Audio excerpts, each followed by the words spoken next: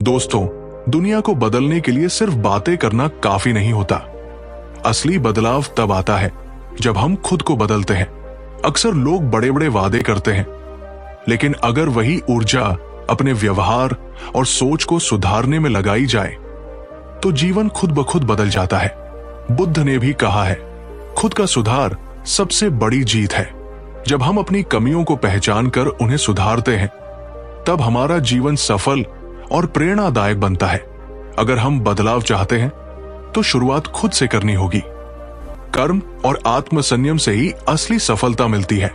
इसलिए सिर्फ कहने से नहीं, बल्कि करने से दुनिया बदलेगी। खुद बदलो और फिर देखो कैसे सब बदल जाता है। आइए इसे हम एक छोटी सी कहानी के माध्यम से जानते हैं। एक बार महात्मा गौतम बुद्ध अपने शिष्यों के साथ एक गांव में पहुंचे। वहां एक स्त्री सबकी नजरों में अजीब थी। वो किसी से बात नहीं करती, हमेशा अकेली रहती और अक्सर गहरी सोच में डूबी रहती। गांव वाले कहते, ये स्त्री अभिशप्त है, इसे नजरअंदाज करना ही बेहतर है।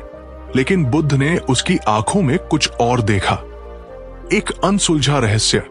एक दिन वो स्त्री बुद्ध के पास आई और बोली, गुरुदेव, मैं बहुत दुखी हूं, मैं इस दुनिया से भाग जाना चाहती हूं। बुद्ध शांत स्वर में बोले, दुख से भागने से पहले उसे समझो। बताओ, तुम्हारा दुख क्या है? स्त्री ने कोई उत्तर नहीं दिया, लेकिन उसकी आंखों से आंसू गिरने लगे। कुछ देर बाद वो बोली, मैं एक अपराधिनी हूं। मैंने अपने जीवन में भयंकर गलती की है, मैं कभी शांति नहीं पा सकती। बुद्ध मुस्कुराए और बोले, शांति बाहर नहीं, भीतर से आती है। लेकिन पहले ये जानना होगा कि अपराध वास्तव में क्या है। स्त्री ने कांपती आवाज में कहा, मैंने अपने पति को धोखा दिया था और उसी के कारण उसकी मृत्यु हो गई। मैं दोषी हूं, अब कोई भी मेरी आत्मा को शुद्ध नहीं कर सकता। बुद्ध ने ध्यान से सुना और बोले, क्या तुम सच में अपने अपराध का प्रायश्चित करना चाहती हो? स्त्री बोली, हां, लेकिन क्या यह संभव है? बुद्ध बोले, अगर तुम वाकई बदलना चाहती हो तो पहले खुद को क्षमा करना सीखो। खुद को क्षमा किए बिना कोई आगे नहीं बढ़ सकता। स्त्री हैरान थी, क्या यह संभव है? जब गांव वालों को पता चला कि स्त्री बुद्ध के साथ ध्यान कर रही है, वे गुस्से में आ गए। गुरुदेव, ये औरत धोखेबाज है, इसे कोई अधिकार नहीं कि ये आपसे सीखे। बुद्ध बोले, अगर कोई कांटों से भरी राह पर चले और उसमें गिर जाए तो क्या उसे जीवन भर वही पड़े रहना चाहिए? गांव वाले चुप हो गए। बुद्ध ने स्त्री को एक कार्य सौंपा। उसे गांव के हर घर से एक मुट्ठी चावल लाना था, लेकिन शर्त थी कि वो चावल सिर्फ उन घरों से ले सकती थी जहां कभी किसी की मृत्यु न हुई हो। स्त्री ने गांव के हर घर का दरवाजा खटखटाया, लेकिन हर जगह उसे यही जवाब मिला, हमने भी किसी प्रियजन को खोया है। स्त्री बुद्ध के पास लौटी और बोली, गुरुदेव, मैंने जाना कि हर किसी ने जीवन में किसी न किसी को खोया है। बुद्ध बोले, तुम्हारी पीड़ा अनोखी नहीं है। दुख सबके जीवन का हिस्सा है, लेकिन इससे भागने की बजाय इसे समझना जरूरी है। स्त्री ने कहा, लेकिन गांव वाले मुझे कभी स्वीकार नहीं करेंगे, मैं उनके तानों से कैसे बचूं?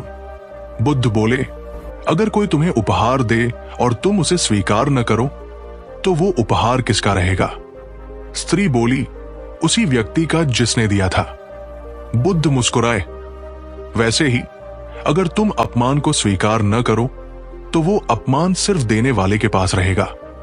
धीरे धीरे स्त्री ने अपनी गलतियों को स्वीकार करना और खुद को माफ करना सीख लिया।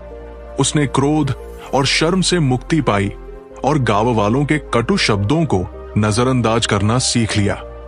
जब गांव वालों ने देखा कि अब वो शांत और दयालु हो गई है, तो वे चौंक गए। वे सोचने लगे, ये पहले जैसी क्यों नहीं रही? ये बदलाव कैसे आया? धीरे धीरे लोगों ने उससे बात करना शुरू किया।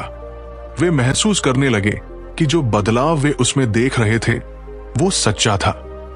एक दिन स्त्री ने बुद्ध से कहा, गुरुदेव, मैंने अब तक दूसरों को बदलने की कोशिश की, लेकिन असल बदलाव खुद के भीतर लाने की जरूरत थी।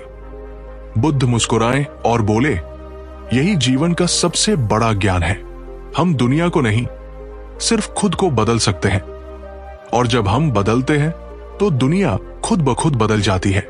बुद्ध ने कहा, अब समय आ गया है कि तुम अपने अतीत को पूरी तरह छोड़ दो। जाओ, नदी में स्नान करो और उस जल को देखो। जैसे बहता हुआ पानी कभी वापस नहीं आता, वैसे ही तुम्हारा पुराना जीवन भी बीत चुका है। स्त्री ने नदी में स्नान किया और जब वो निकली तो उसे महसूस हुआ कि अब वो एक नई व्यक्ति बन चुकी है। गांव वालों ने महसूस किया कि स्त्री अब ज्ञान और शांति की प्रतीक बन गई थी। वे अब उसे तिरस्कार की नजरों से नहीं, बल्कि सम्मान से देखने लगे। धीरे धीरे स्त्री ने अन्य लोगों को भी आत्म परिवर्तन के मार्ग पर चलने की प्रेरणा दी। जब स्त्री ने बुद्ध से विदाई ली, उसने पूछा, गुरुदेव, आपने मुझे क्यों चुना? बुद्ध ने मुस्कुराकर कहा, क्योंकि जब मैं पहली बार तुम्हारी आंखों में देखा, तब मुझे वहां एक जिज्ञासु आत्मा दिखी जो सत्य को जानने के लिए तैयार थी। और याद रखना, तुम्हारी मुक्ति तुम्हारे कर्मों से आई, न कि मेरे शब्दों से। स्त्री ने हाथ जोड़कर कहा, अब मैं समझ गई। बोलने से अधिक खुद को बदलने में ध्यान देना चाहिए। और इसी तरह वो स्त्री जो कभी सबसे तिरस्कृत थी, ज्ञान और करुणा का प्रतीक बन गई।